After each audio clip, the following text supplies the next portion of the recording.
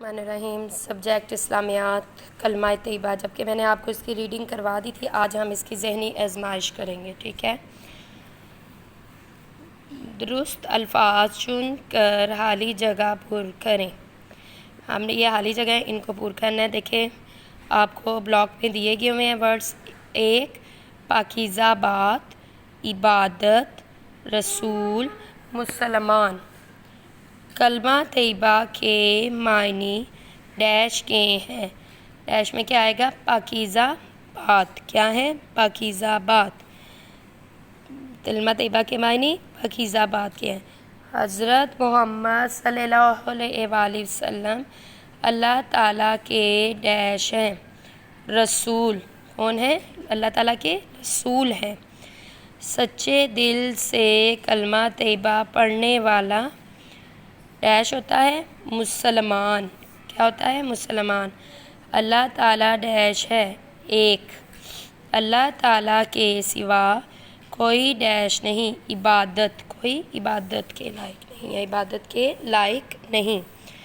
آگے دیکھیں درست ترجمے میں سبز رنگ بھریے۔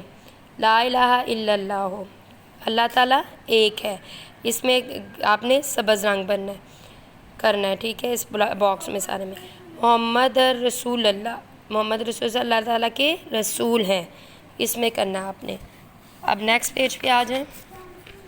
نیکسٹ پیج ہے مختصر جواب دیں۔ اسلام کے بنیادی کلمے کو کیا کہتے ہیں؟ کلمہ طیبہ، ٹھیک ہے۔ میں نے ایک بار لکھا ہے، آپ نے دو بار اور اس کے نیچے لائن میں لکھنا ہے۔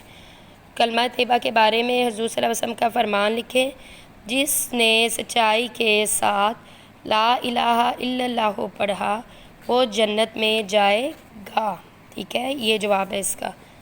جس نے سچائی کے ساتھ لا الہ الا اللہ پڑھا وہ جنت میں جائے گا۔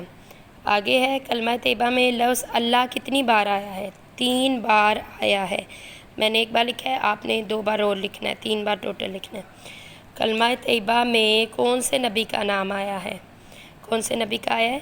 حضرت محمد صلی اللہ علیہ وسلم کا نام آیا ہے، ٹھیک ہے۔ یہ آپ کا کام ہے اسلامیات کا، یہ آپ نے کرنا ہے۔